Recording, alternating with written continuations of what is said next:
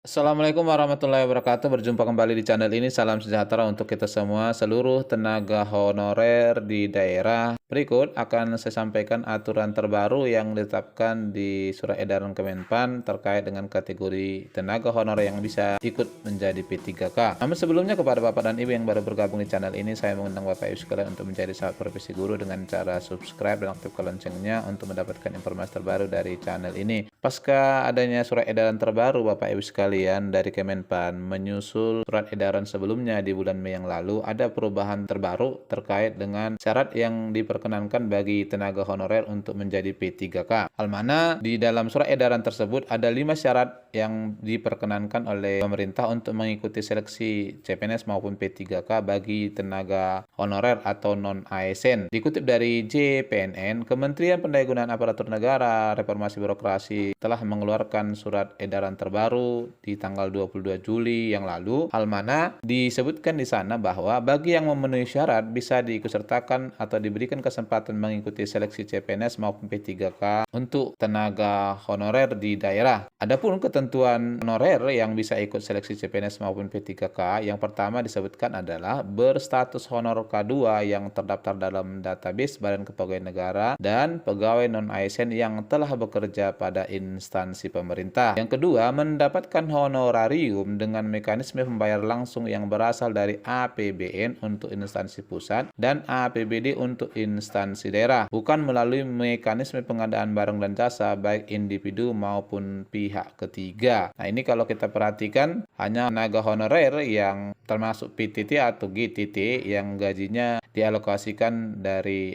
APBD Bapak Ibu sekalian. Lalu yang ketiga adalah diangkat paling rendah oleh pimpinan unit kerja. Untuk sekolah ini minimalnya adalah kepala sekolah. Ini paling rendahnya. Yang keempat, telah bekerja paling singkat 1 tahun pada Desember 2021. Yang kelima, ini perubahan mendasarnya Bapak Ibu sekalian, berusia paling rendah 20 tahun dan paling tinggi 56 tahun pada 31 Desember 2021. Ini menurut saya perubahan yang cukup bertolak belakang dengan surat edaran sebelumnya terkait dengan mekanisme penerimaan P3K di tahun 2022. Jadi di sini Bapak Ibu sekalian, bagi rekan-rekan yang sudah berusia 56 tahun lebih di 31 Desember, maka sesuai dengan surat edaran ini tidak diperkenankan mengikuti seleksi P3K. Ini juga menjadi persoalan besar karena masih ada 4 tahun berjalan yang bersangkutan bisa mengabdi kepada negara mengingat masa kerja yang sudah dilampaui sebelumnya. Disebutkan pendataan honorer ini dimaksud untuk melakukan pemetaan dan mengetahui jumlah pegawai non-ASN di lingkungan instansi pusat maupun daerah. Nah, adanya